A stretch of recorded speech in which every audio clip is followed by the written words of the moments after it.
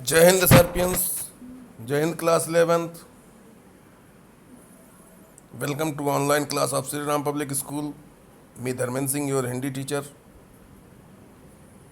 पिछली कक्षा में आपने पढ़ा कि किस प्रकार किसान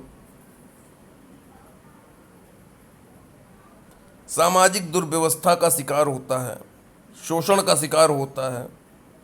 किस प्रकार से महाजन उसको ऋण देने के तदोपरांत पाई पाई तक वसूलने के लिए उसका घर द्वार, बैल जो कि उसकी कृषि का आधार होते हैं, उसके खेत सब हड़प लेता है, सब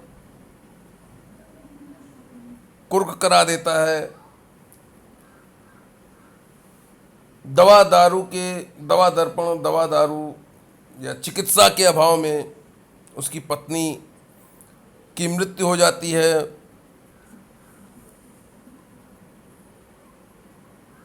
जमींदार के कारकुनों के द्वारा लाठियों से पीट पीट कर उसके युवा पुत्र की हत्या कर दी जाती है और उसकी जो पतोहू रहती है उसके साथ कुछ दुराचार या किसी भी अन्य प्रकार का दुर्व्यवहार करने कोतवाल द्वारा होने पर वह शर्मवश, सांसारिक लोक लज्जा के वशीभूत होकर वह कुएं में कूदकर आत्महत्या कर लेती है। पत्नी के मर जाने के तदुपरांत छोटी सी नन्ही सी जो उसके घर एक बच्ची है, उसकी पुत्री है, वो भी अपनी माँ का वियोग ना सह पाने के कारण मर जाती है।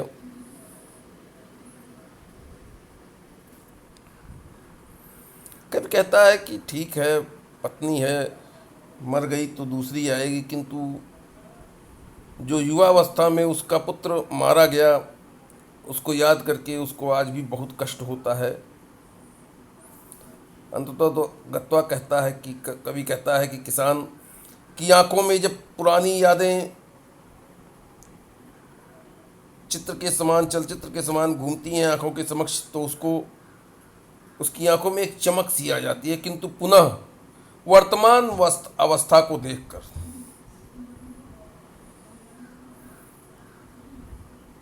वास्तविकता के धरातल पर पहुंचकर तुरंत ही वह चितवन शून्य में गड़कर एक नोक के सदृश बनकर उस किसान को दुख देने लगती है। आज हम आप सभी के समक्ष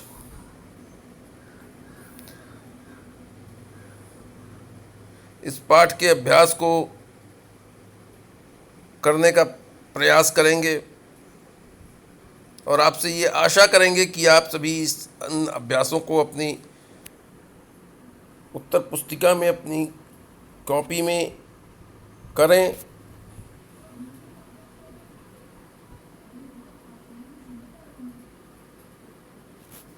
पहला प्रश्न है, अंधकार की गुहा सरीखी उन आंखों से डरता है मन।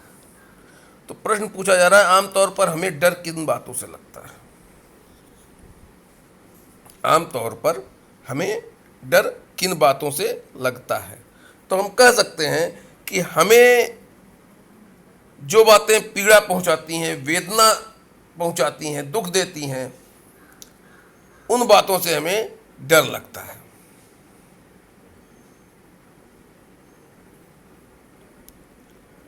आपका अगला प्रश्न है, उन आंखों से किसकी ओर संकेत किया गया है? तो उन आंखों से जो संकेत किया गया है वो किसान की सूनी अंधेरी की गुफाएं जैसी आंखों से की ओर संकेत किया गया है।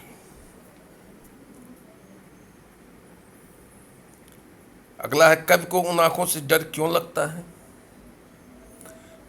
चूंकि उन आंखों में दारुण दुख, गरीबी, अभाव, सूनापन भरा हुआ है, इसलिए कवि को उन आंखों को देखकर भय लगता है, डर लगता है।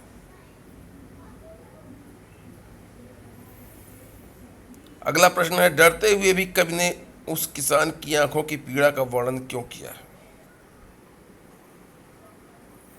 तो हम कह सकते हैं कि वास्तव में कवि के मन में उस किसान के प्रति होने वाली सहानुभूति है, किसान का वर्णन भी कवि इसी उद्देश्य से करता है कि समाज उस किसान की पीड़ा को, उस दुख को जाने, समझे और उसके कष्ट को, उसके दुख को, उसकी पीड़ा को समझकर किसान की उस दशा को सुधारने के लिए कुछ कार्य करे।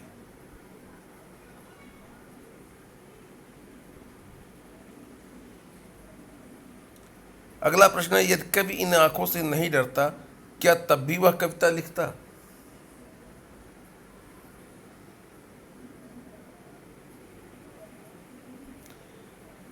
तो डर ही पीड़ा का अनुभव है। यदि वह ना होता तो उद्देश्य के अभाव में कवि कविता नहीं लिख पाता, ऐसा हम कह सकते हैं।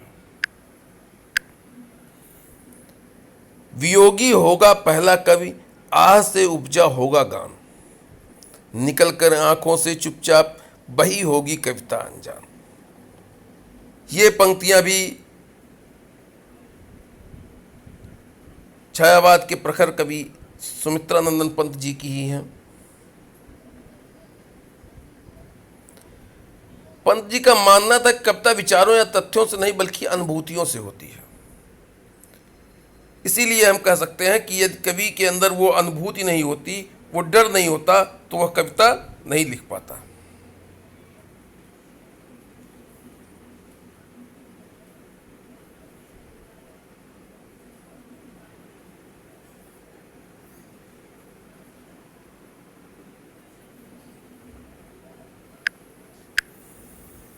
अगला प्रश्न है आपका, कविता में किसान की पीड़ा के लिए किन्हें जिम्मेदार बताया गया? तो हम कह सकते हैं कि कविता में किसान की पीड़ा के लिए जमींदार, महाजन व कोतवाल को जिम्मेदार बताया गया है। जमींदार ने षड्यंत्रों से उसे जमीन से बेदखल कर दिया। जमींदार के कारिंदों ने किसान के जवान बेटे की पीट पीट कर हत्या कर दी। महाजन ने मूलधन व ब्याज की वसूली के लिए उसके घर, बैल, गाय तक नीलाम करवा दिए। आर्थिक अभाव के कारण इलाज न करवा पाने की वजह से किसान की पत्नी मर गई। कोतवाल ने अपनी वासना पूर्ति के लिए उसकी पुत्रवधू को शिकार बनाया। पीड़ा एवं लज्जा के कारण उसकी पुत्रवधू ने आत्महत्या कर ली। समाज उस पर होने वाले अत्याचारों को मूक दर्शक बनकर देखता रहा।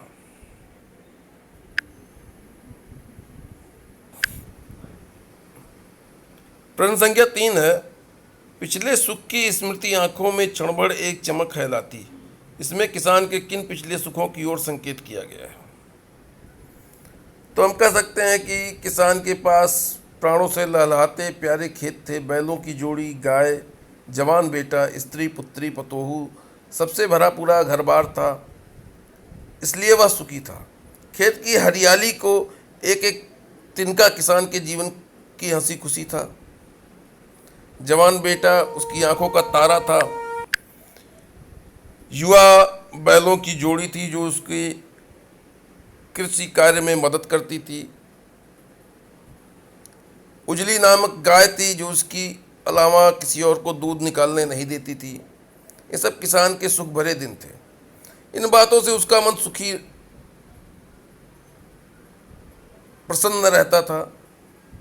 आज उस किसान के पास इनमें से कुछ भी नहीं है, केवल उनकी स्मृतियां बस शेष रह गई हैं।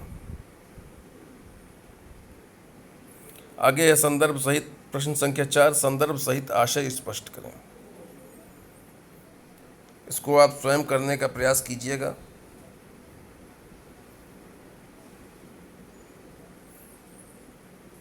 अगर संदर्भ हम आपको बता दे रहे हैं कि प्रस्तुत काव्यांश पाठ्य पुस्तक आरोह भाग 1 में संकलित कविता वे आंखें से लिया गया है, जिसकी रचयिता सुमित्रानंद पंत जी हैं। पंक्तियों में महाजनी अत्याचार से पीड़ित किसान की उजरी गाय की दुर्दशा का वर्णन किया गया है। ये का है।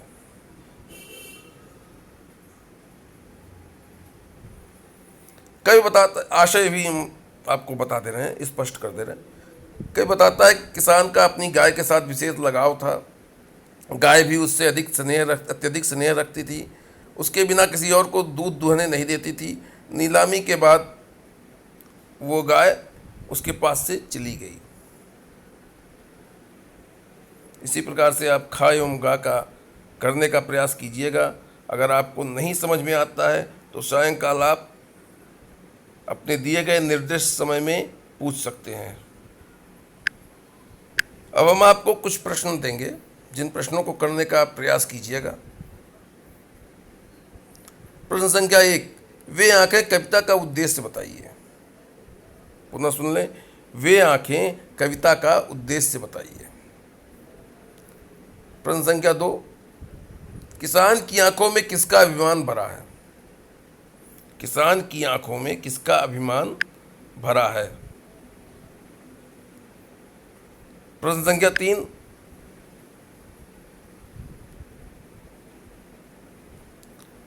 नारी को समाज में आज भी उचित सम्मान नहीं मिल रहा। कविता के आधार पर स्पष्ट कीजिए। नारी को समाज में आज भी उचित सम्मान नहीं मिल रहा, कविता के आधार पर स्पष्ट कीजिए।